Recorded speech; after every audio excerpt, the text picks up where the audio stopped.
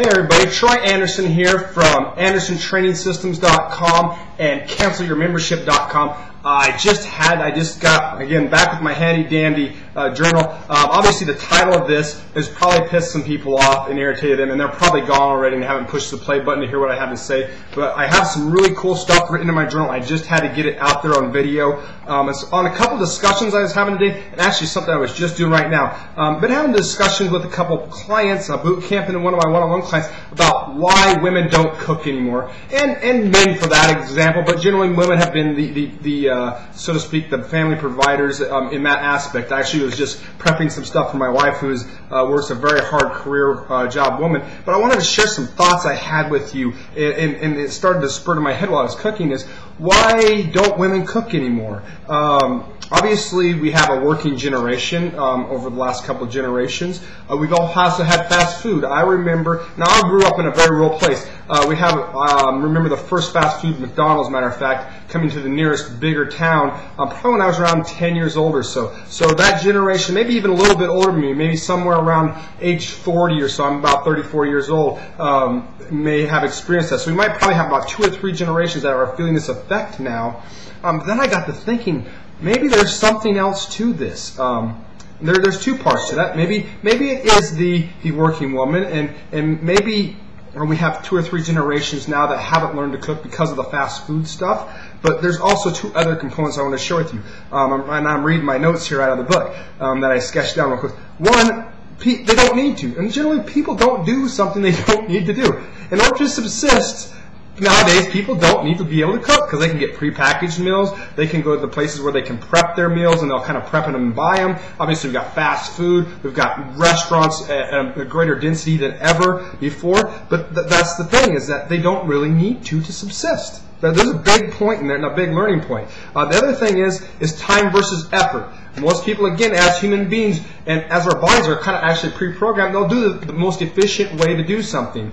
And that's time versus effort, right? It takes very little effort to go through the drive-thru, stop at the grocery store, pick up the prepackaged. It takes effort, well, not maybe equal parts time, but it takes effort, and that's the deciding factor. We had this discussion yesterday with a client.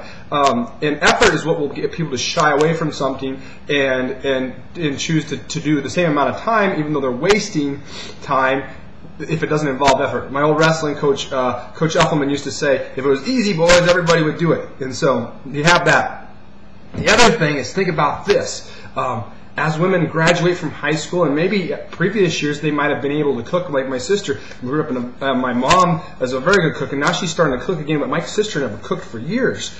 And think about this, though. As women get 18, 19, 20 years old, they're kind of prepping for marriage in a way. And then you're in college, and the easiest way to kind of prep and look good for the marriage, and again, this is the easy way, not the right way, but the easy way, is to starve yourself. And I hear this story time and time and again, is that you starve yourself is very effective. Think about the survivor diet. They go basically out in the outback, or wherever they may go, and starve themselves. So there's something to that there, that you're prepping for marriage, to lose weight, right? To look good, to do all those things. Where men, on the other hand, they're going to go with 1 or 2 different tracks. Women, they're got into that track, typically speaking. And sure, you got some career people, but think about men. One, they're going to end up on the fat turd track, and they don't really care, and they're going to go fast food. I don't care about my body, blah, blah, blah. Or they're going to be guys that are kind of health conscious, and they're going to learn how to cook. There's only 2 tracks for men. They're not going to usually go on the starvation track because there's not as much social pressure on them. But there's a point of thought. So we have a couple things there as far as why don't women cook anymore. One, we've got working women now, career women. A lot of them have to provide income for a double income household to subsist on a level to keep their means. 2, we've got a couple, 2 or 3 maybe generations of fast food generations.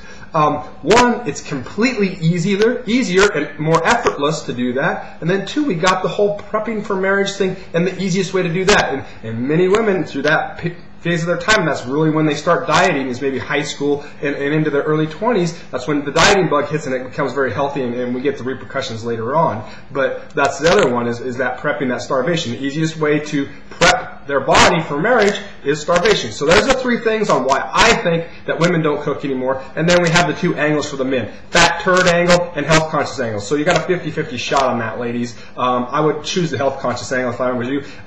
If you see too many McDonald's bags in his car or in his apartment, you might want to shy away from the fat turd model. So Troy Anderson signing off again. AndersonTrainingSystems.com and CancelYourMembership.com. Watch our videos, hang out, interact with us. We'd love to talk to you.